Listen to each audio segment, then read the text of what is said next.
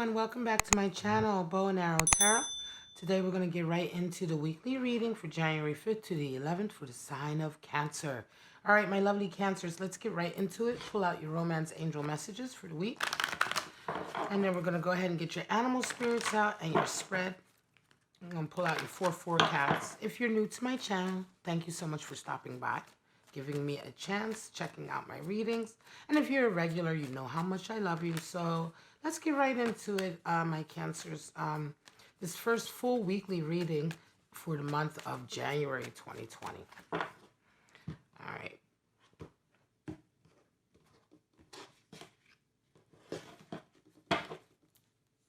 We have give your relationship a chance. Always comes out. Playfulness. And we have reconciliation. All right, so these messages are very compatible. The weeklies are general readings. However, I always pull out romance angel messages just to see what the nature of your relationships may be like this week. Now we're going to pull out your animal spirits. We're going to get back into those messages when we do your spread. Animal spirits can represent energies that are available to you. They can represent stages in your life that you may or may not be entering into, and they can represent individuals you may or may not be dealing with, characteristics, personality types, etc. All right, guys, so Cancer, my lovely Cancers, what is going on for you this week? What animal spirit may you be walking with this week?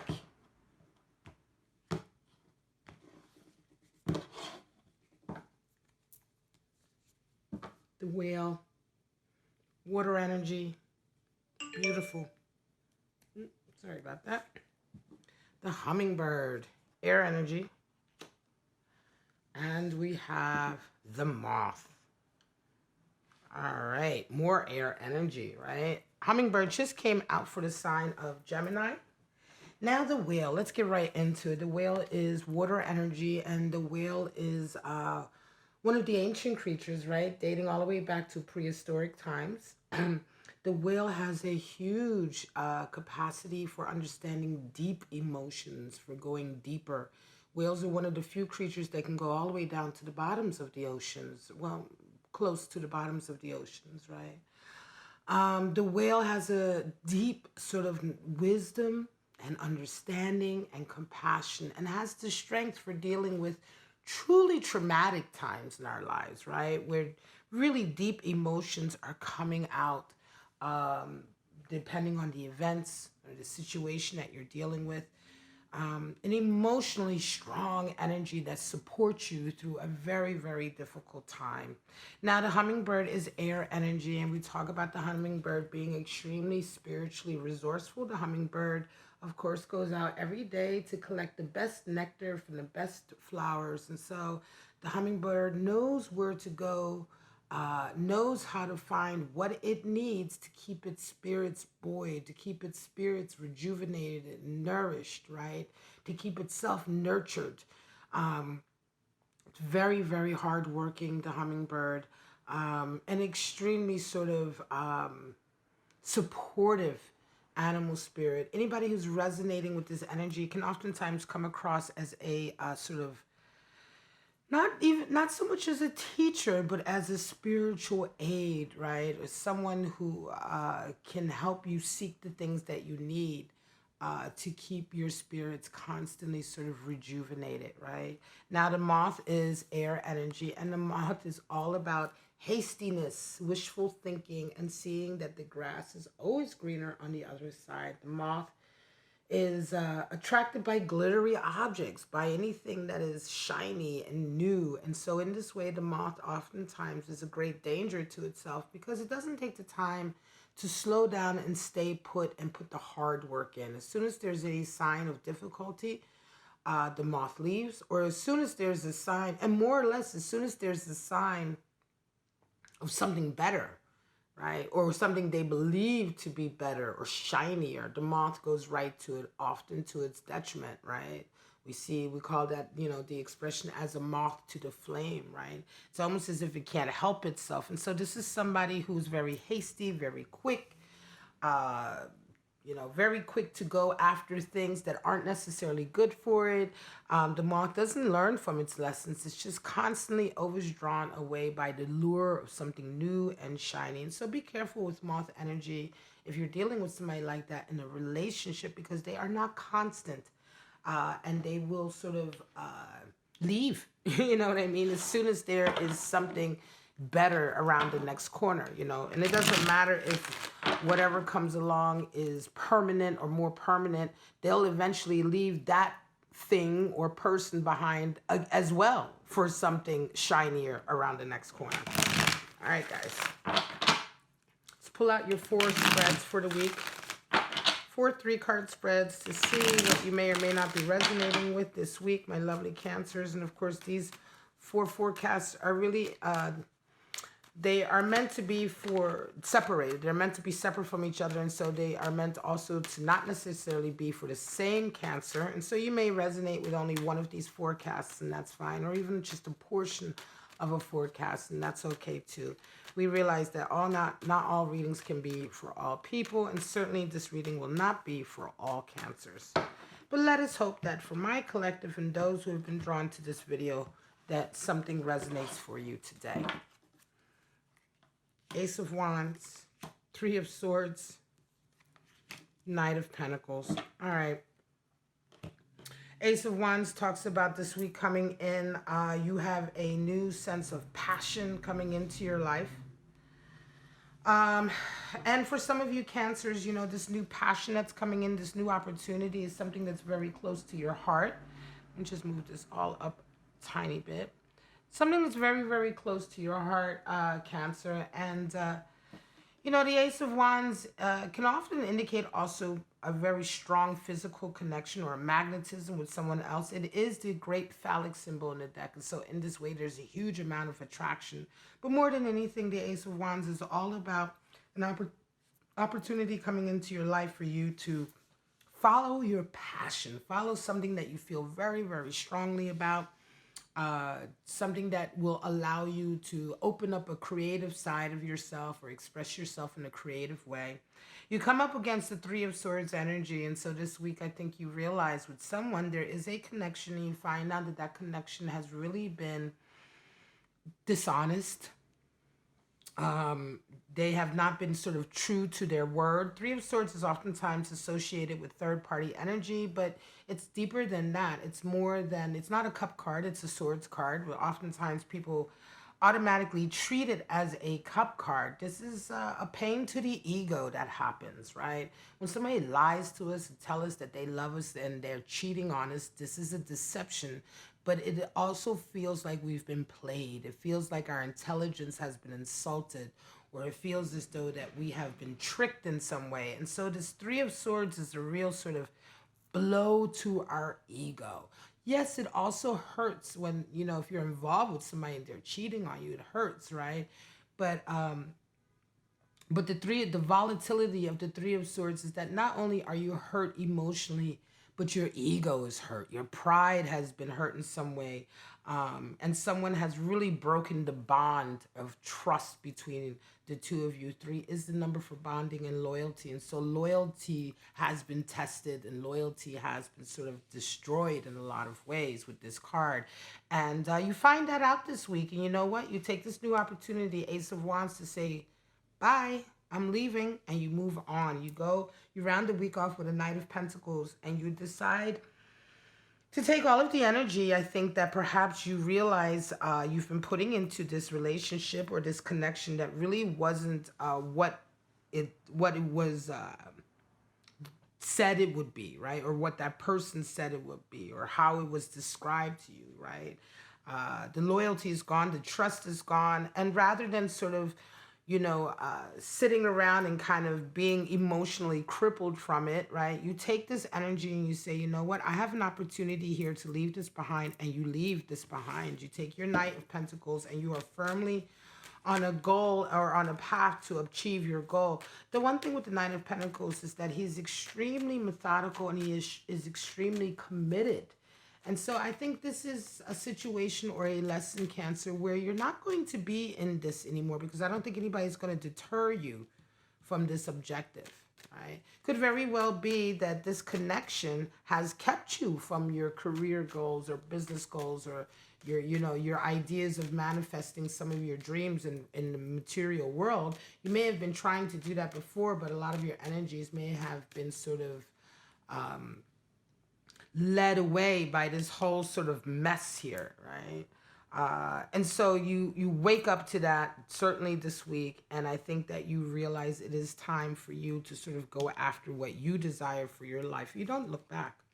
Chariot energy, Hermit energy, Emperor energy, 3 major arcana. Wow. Cancer, Virgo, Aries. Interesting. Well, Cancer, you show up in the first position. And of course, the Chariot is your card. 7 is the number for wishes and hopes and dreams. And yes, you are starting a new path, starting a new journey to achieve those hopes and dreams for yourself, right? Laying the groundwork. Now, the Chariot is not yet in motion. Oftentimes, it is associated with motion, but really the Chariot is all about preparing the path, because once the Chariot is engaged, it's not going to veer off the path. It's going to go, and it's going to lead you, come hell or high water. It's going to lead you to whatever objective that path is set out for, right? And so it's very, very important to create the right path, to set out the right sort of parameters, to lay the foundations, so that once the Chariot engages, once you truly engage on the stage in your life, it takes you ultimately to where you truly wanted to go, rather than someplace completely different, right? And so right now you're sort of preparing for this new stage in your life that's about to take off at any minute. And you are met with Hermit energy, which is a spiritual teacher. Oftentimes the Hermit talks about walking a solitary path, right? A spiritual path. But the Hermit can also be a wise teacher or a guide. Someone coming into your life who's going to help you sort of find your way. And I think that in this case, Cancer, this is absolutely it. You come up against someone who is very wise. You meet up, this energy comes towards you of someone who's very wise, very, very spiritual, and is going to help you in a lot of ways prepare yourself to go on the path that you truly want to go on, right? To understand the nature of this new stage of your life, which I do believe is a spiritual stage, a stage that may indeed require a lot of whale energy, because it may be very difficult at times. However, you round the week off with Emperor. And the Emperor is stability, right? And I think that this Hermit brings stability to you in a lot of ways. You were preparing to go on a certain journey.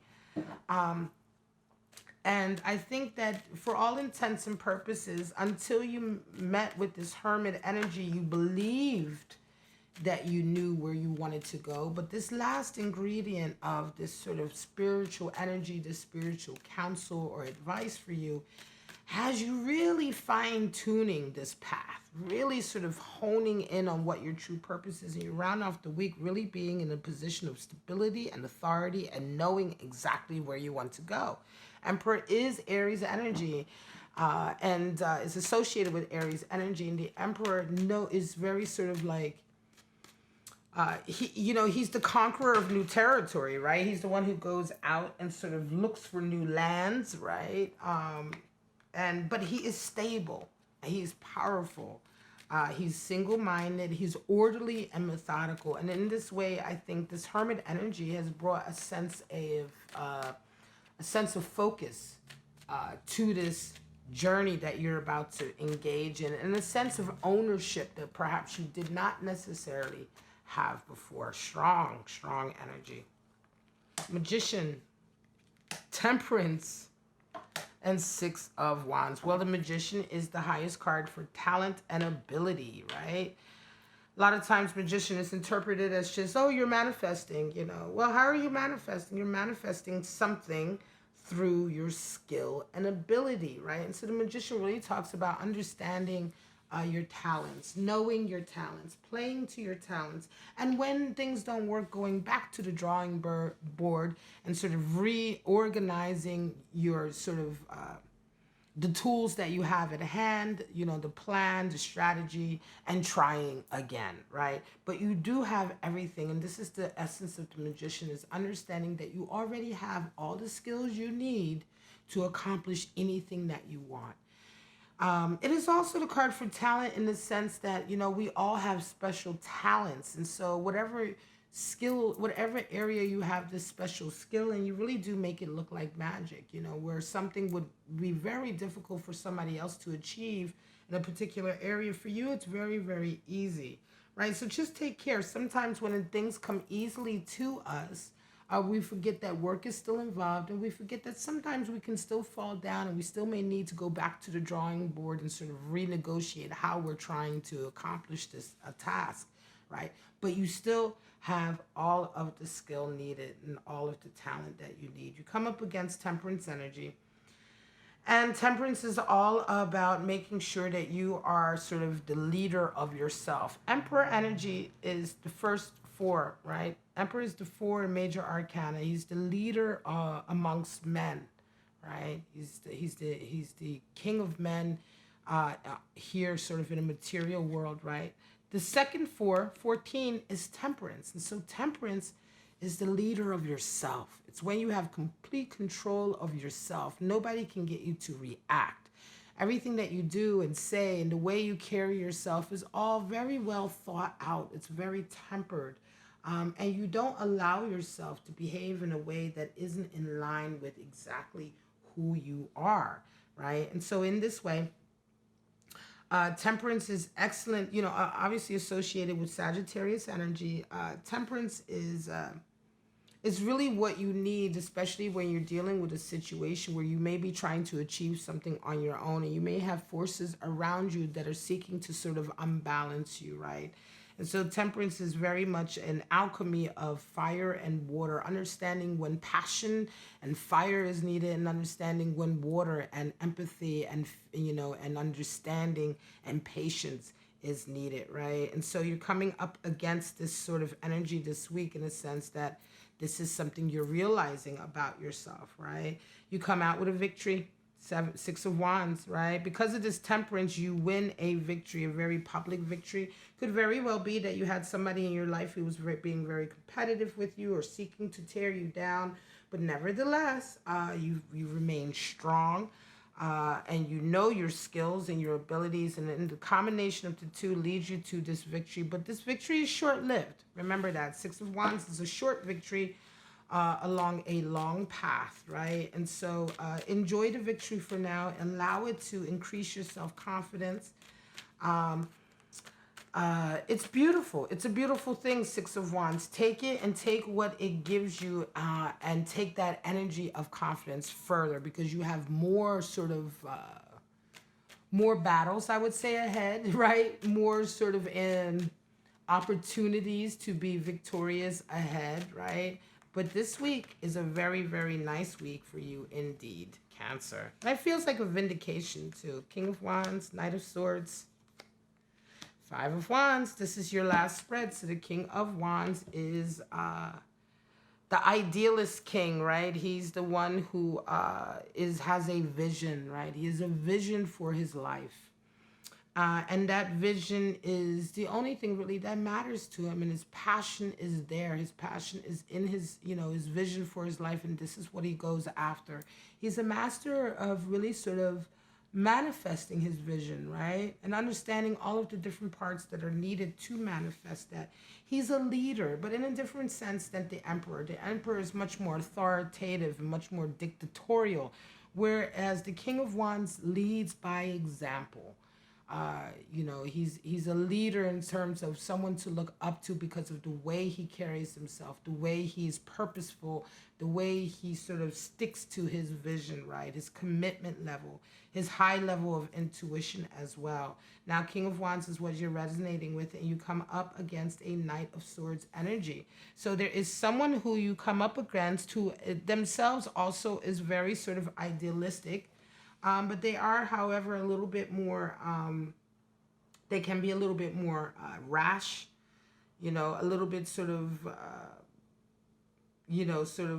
excitable, right? Knights are air, so you have the airy aspect of air. So this person is very quick to sort of, speak up, But the Knight of Swords is also about cutting away any sort of obstacles in its way. And he does that with his sword of truth. He does that with his communication. He's very logical. He's very clear-headed. The Knight of Swords is able to come up with ways and solutions to overcome obstacles, any obstacles that come in his way, but he's able to come up with these solutions in terms of thinking clearly, right?